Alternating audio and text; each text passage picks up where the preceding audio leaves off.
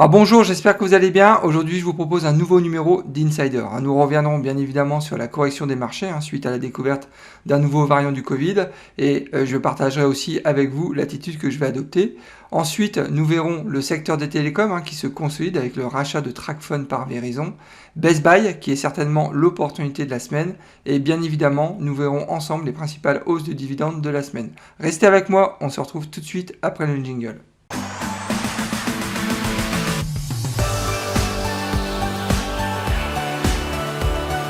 Alors pour ceux qui ne me connaissent pas encore, je me présente, Nicolas de la chaîne Mister Dividende. Mon objectif financier est de construire un revenu passif stable et sécurisé en investissant sur les marchés financiers.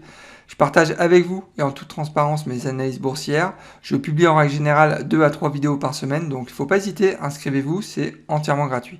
Je rappelle que mes épisodes sont disponibles en podcast et vous pouvez aussi rejoindre la communauté sur Discord. J'ai laissé le lien dans la description de la vidéo. Avant de démarrer, n'oubliez pas de liker ma vidéo, c'est vraiment très important pour soutenir la chaîne. Je tenais à vous informer que je ne suis pas un conseiller financier, qu'il est important de faire ses propres recherches avant d'investir sur les marchés financiers. Ne foncez pas tête baissée sans savoir dans quoi vous investissez. Gardez toujours votre esprit critique, c'est vraiment le meilleur moyen de faire de l'argent sur les marchés. Comme d'habitude, commençons par un récap des marchés, à savoir que cette semaine, les marchés ils sont tous dans le rouge suite à la découverte d'un nouveau variant du Covid en Afrique du Sud. Donc vous avez le Shanghai SE50 en Chine qui a perdu au final que 0,80%, mais vous avez le Nikkei 225 au Japon qui a perdu plus de 3%, le Dow Jones à peu près 2%, le Nasdaq qui a perdu 3,52%. Alors moi qui avais annoncé un bull run continu du Nasdaq en novembre et en décembre, pour le coup, je me suis bien planté.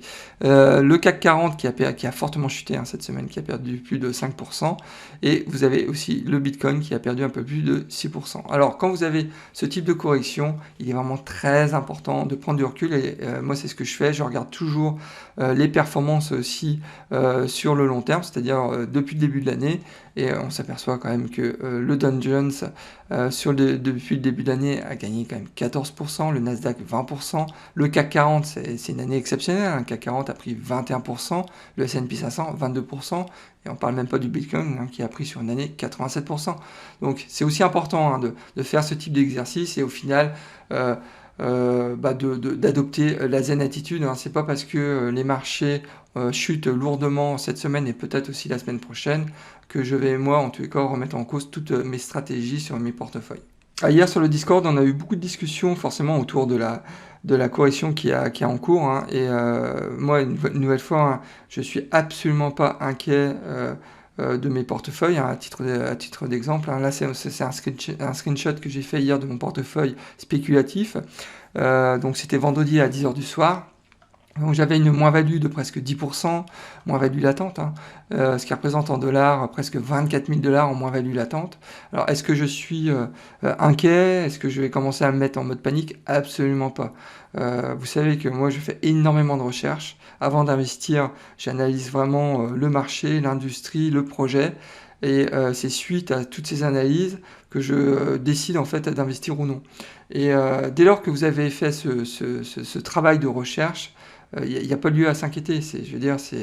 En plus de ça, moi j'ai une approche long terme. Alors, le court terme, j'appelle ça plus du trading. Le long terme, pour moi, c'est plus de l'investissement. Le court terme, je ne sais pas faire. J'ai déjà dit, je laisse ça à des spécialistes.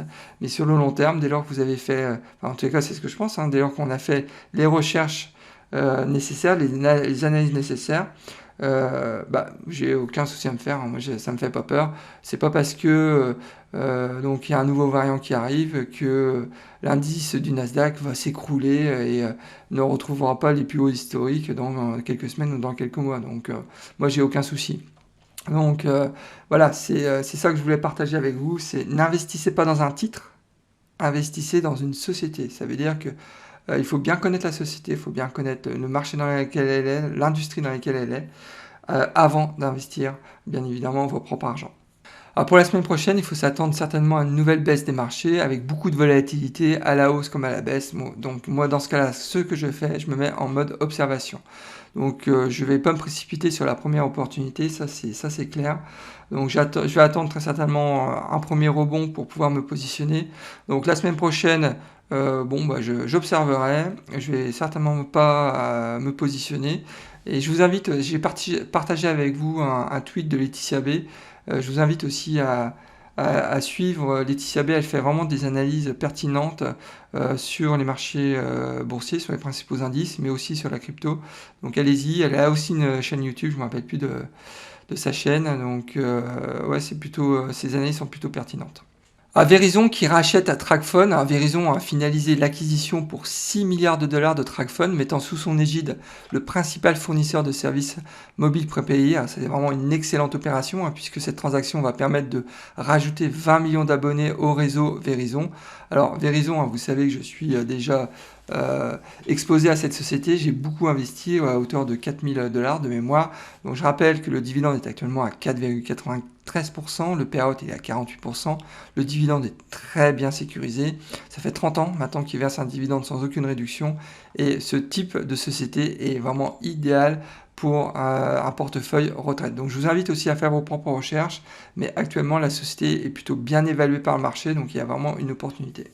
Sur ma chaîne Mister Dividende, je vous montre comment j'ai réussi à gagner 300 $ par mois de revenus passifs grâce à mon portefeuille d'actions à dividendes croissants. Alors n'attendez pas, abonnez-vous, c'est entièrement gratuit et bien évidemment si le contenu de la vidéo vous plaît, vous pouvez aussi liker la vidéo. L'opportunité pour moi cette semaine, c'est Best Buy qui perd, accrochez-vous bien, 16% alors que les résultats du troisième trimestre dépassent le consensus. Alors on n'y comprend plus rien parfois avec le marché, mais bref, donc je vous dis là, il y a quelque chose à faire. Les ventes du troisième trimestre augmentent de 2% alors que le consensus s'attendait à une baisse de 1,3%. Le niveau de marge reste identique. Best Buy, en plus, qui confirme avoir retourné cette année plus de 2,25 milliards de dollars à travers donc, des rachats d'actions et à travers la distribution du dividende. Donc je vous laisse aussi quelques chiffres clés. Le dividende de Best Buy est à 2,45%, le payout est à 25%. La distribution du dividende est croissante depuis 17 ans. Donc je rappelle que la croissance du titre sur 10 ans est de 971%.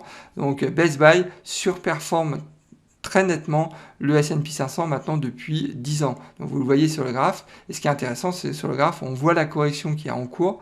Donc je vous dis, il y a vraiment une opportunité. J'avais fait une vidéo sur Best Buy, je vous invite aussi à regarder cette vidéo. Bien évidemment, faites vos propres recherches, mais très clairement, Best Buy, c'est l'opportunité de la semaine et c'est un titre, une société qui est idéale pour un portefeuille conservateur.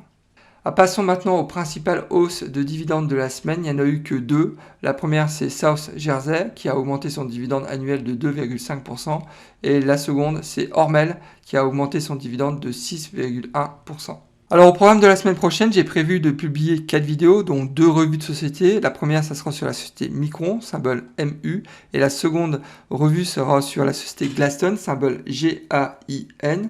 La troisième vidéo sera donc sur mes investissements du mois de décembre. Donc comme d'habitude, je partagerai avec vous mes prochains achats.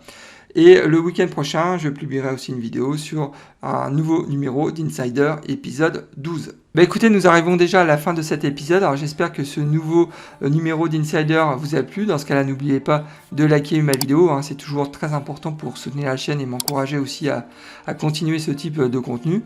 Et si vous n'êtes pas encore inscrit à ma chaîne, faut pas hésiter, inscrivez-vous, c'est entièrement gratuit. Écoutez, je vous souhaite plein de bonnes choses et je vous dis au prochain épisode et surtout, bon trade. Au revoir.